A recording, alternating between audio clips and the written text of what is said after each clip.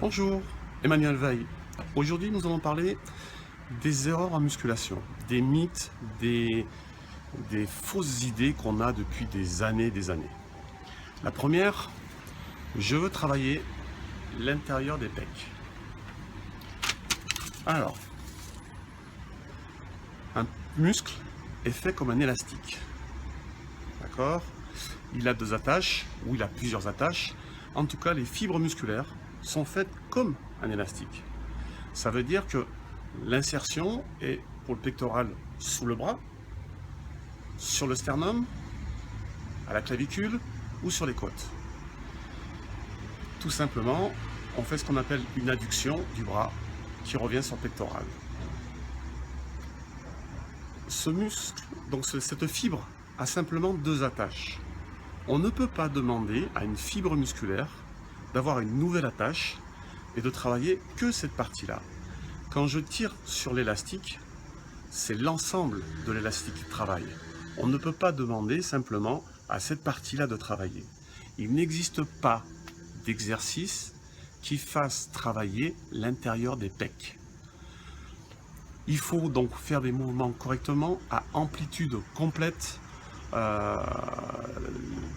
trouver donc des solutions qui vont faire que le muscle va avoir un étirement maximal, une contraction maximale. On ne peut pas faire qu'une partie d'un muscle, qu'une partie d'une fibre musculaire. D'accord? Deuxième chose, je veux travailler la largeur du dos. Donc je veux travailler le muscle dans sa largeur, pas dans son épaisseur. Comment pouvez-vous demander à une fibre musculaire ou à un muscle, si ce n'est que travailler comme ça, de vouloir travailler comme ça? Comme ça. C'est strictement impossible. Partez du principe que la fibre musculaire est là pour remplir une fonction de flexion ou d'extension. Elle agit comme un élastique. Je reviens toujours sur cet élastique, mais c'est important. On ne peut pas, donc elle a deux points donnés, avec un étirement et un raccourcissement. On ne peut pas lui demander de trouver deux nouveaux points donnés pour partir en largeur. Donc, c'est une mauvaise expression. Partez du principe qu'il y a des muscles qui sont positionnés pour donner un effet de largeur et d'autres qui sont positionnés pour donner un effet d'épaisseur. Par exemple, si je veux, on va dire, prendre de la largeur en dos, je vais plutôt travailler le grand dorsal parce qu'il est fait sur le côté du dos. Si je veux travailler donc plutôt l'épaisseur du dos, je vais travailler plutôt le trapèze donc plutôt bas, qui va me permettre de donner cet effet d'épaisseur. Mais que ce soit le trapèze ou le grand dorsal, ils se muscleront toujours dans la longueur du muscle, dans toute la répartition de la fibre musculaire. Ça, c'était le deuxième point. Troisième point, je te veux travailler le haut des pecs, je vais faire donc des écartés couchés, inclinés. Si vous voyez faire le mouvement, regardez bien, la fibre musculaire que j'utilise dans cet axe-là, c'est la fibre qui est au milieu du pectoral. Que ce soit sur un plan couché ou sur un plan incliné, on est toujours sur cette fibre musculaire. La seule chose qui va pouvoir changer, on va dire, l'orientation des fibres musculaires, puisqu'en pectoral, vous avez des fibres qui sont attachées donc au sternum, à la clavicule, au sternum et aux côtes.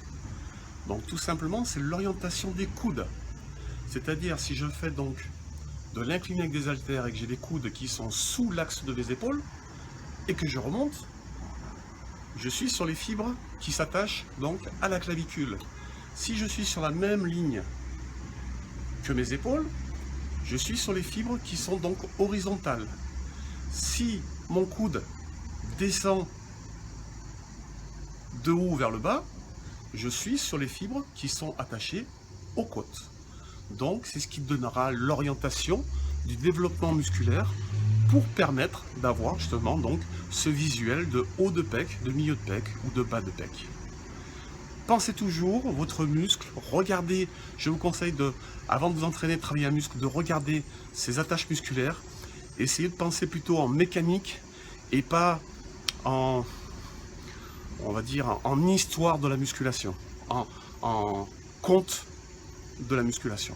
Reprenez les choses à la base, épurez un petit peu les choses, Quelquefois, on y met beaucoup de fantaisie et elles sont beaucoup plus simples que ça.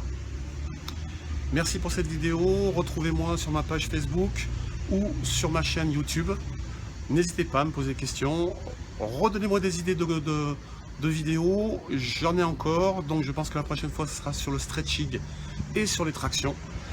Bonne journée. Au revoir.